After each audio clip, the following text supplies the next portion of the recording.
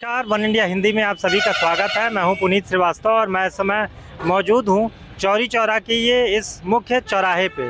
ये चौराहा गोरखपुर से लगभग 30 किलोमीटर की दूरी पे पड़ता है और आप इधर देख सकते हैं मार्ग सीधे जो है ये देवरिया की तरफ चला जाता है और देवरिया की दूरी यहाँ से 12 किलोमीटर पड़ती है।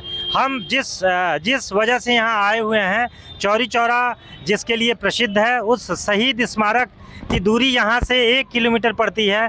जो ये रास्ता ये यहाँ से कट के जाता है अंदर की तरफ, तो यहाँ से हम आपको ले चलेंगे शहीद स्मारक चौरी चौरा और वहाँ से जुड़ी जो भी ऐतिहासिक तथ्य हैं या रोचक तथ्य हैं उन पे हम प्रकाश डालेंगे। इस समय हम चौरी चौरा जो थाना है वहाँ पे मौजूद हैं और आप देख सकते हैं ठीक पीछे ये जो बना हुआ है ये उन पुलिसकर्मियों की याद में एक स्मारक बना हुआ है जिन्हें जिंदा जलाया गया था उस समय चौरी चौरा की जब घटना हुई थी। और हम आपको दिखाते हैं स्मारक, वहाँ सभी पुलिसकर्मियों की स्मारक और उनके नाम लिखे हुए हैं। ये हम आपको दिखाते हैं, यहाँ नज़दीक से दिखाना चाहेंगे आपको।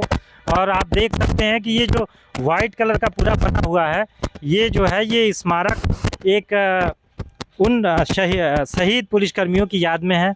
आप देख सकते हैं यहाँ चौकीदार कतवारू, चौकीदार जलई, चौकीदार Ghisai, constable Jaggi Singh, constable Jagdev Singh, constable Rambali Pande, constable Mangru Choubey.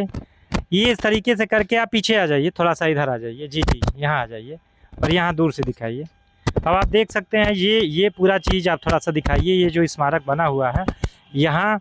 और यहाँ लिखा हुआ आप देखिए, ये जो लिखा है शहीद स्मारक 4 फरवरी 1922 को शहीद हुए पुलिस कर्मचारी थाना चौरी चौरा, यहाँ पे लिखा हुआ है। तो ये उन शहीद पुलिसकर्मियों की याद में ही ये बना हुआ है। आप देख सकते हैं इधर भी पुलिसकर्मियों के नाम लिखे हुए हैं। तो ये पूरा स्मारक इस तरीके से उन शहीद पुलिसकर्मियों की याद में बना हुआ है, उनके सम्मान में बना हुआ है।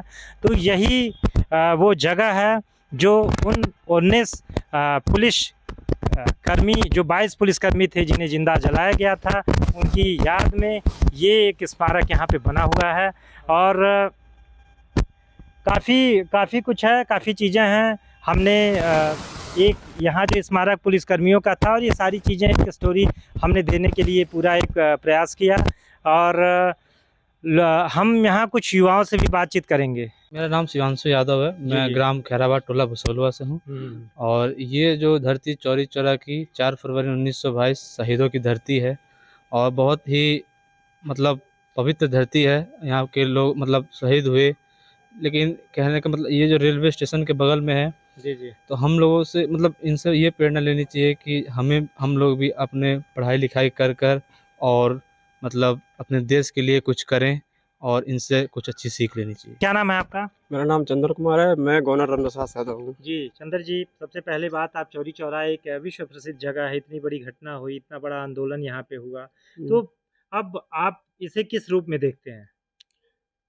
देखिए, जो भी यहाँ पर घटना हुआ था 4 फरवरी 1919 को हुआ था, जी जी 1922 को हुआ था। जी जी यहाँ पर जितने लोग शहीद हुए थे उन लोग से हम लोगों को प्रेरणा लेना चाहिए कि हम भी लोग उन लोगों की तरह सीख लेना चाहिए, सीख त्याग लेना का और चाहिए। एक बलिदान का। हाँ, सीख लेना जी, जी। चाहिए कि एक अंदर की प्रेरणा होना चाहिए कि हम भी कुछ कर सकें, जी, देश जी। के लिए कर सकें। जी, तो आपका कहना है कि जिस तरीके से यहाँ के क्षेत्र के लोगों ने देश के लिए अपना बलिदान दिया है, उस बलिदान से हमें भी सीखते हुए और स्वार्थ की भावना से दूर होते हुए त्याग और देश के लिए कुछ करने की भावना को बढ़ावा देना चाहिए। क्या नाम है आपका?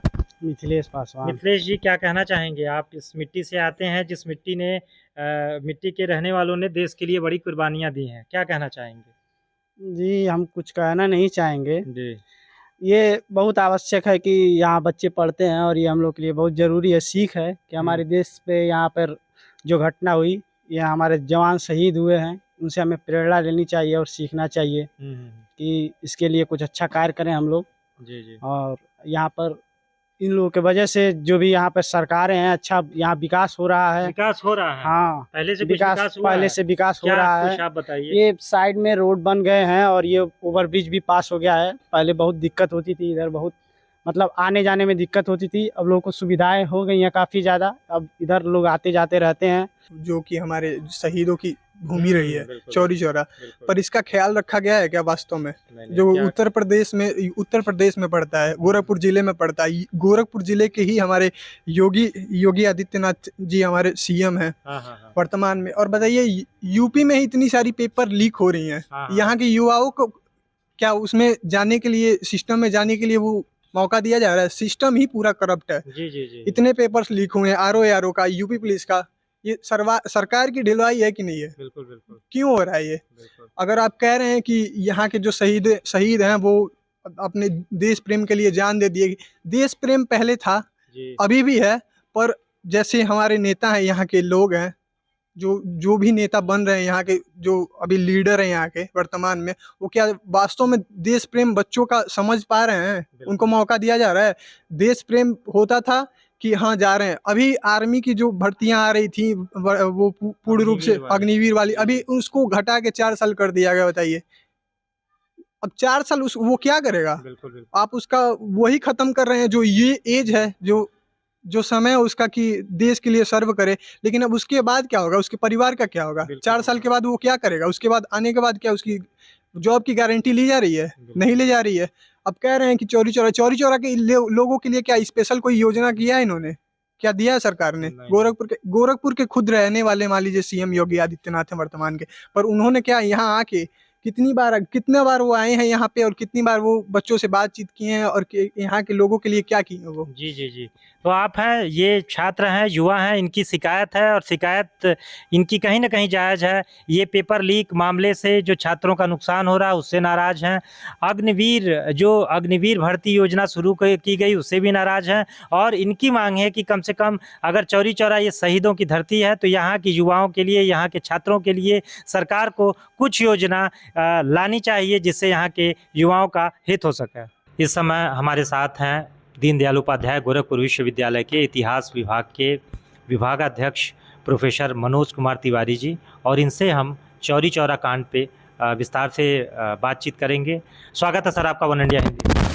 धन्यवाद, बहुत बहुत धन्यवाद। और एक चीज़ मैं आपसे सबसे पहले जो कहना चाहता हूँ कि उसे चौरी चौरा कांड न कह के चौरी चौरा की ऐतिहासिक घटना के नाम से अगर इसे संबोधित किया जाए तो ये हमारे राष्ट्रवादियों के लिए और राष्ट्रीय आंदोलन के लिए बहुत अच्छा होगा। जी सर, ये जो आपने ऐतिहासिक घटना बताई चौरी चौरा की, इस पे एक इतिहासकार के रूप में दर्शकों को जानकारी दीजिए। देखिए, मेरा ये मानना है कि 1922 का यह जो चौरी चौरा की ऐतिहासिक घटना हुई 4 फरवरी 1922 को, सबसे पहली चीज़ कि आज के पहले के पाठ्य पुस्तकों में ये पढ़ाया जाता था कि 5 फरवरी 1922 को ये घटना हुई थी।